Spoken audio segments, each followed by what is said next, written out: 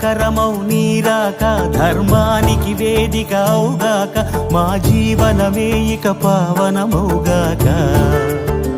నీ పాలన శ్రీకరమౌగాక సుఖ శాంతి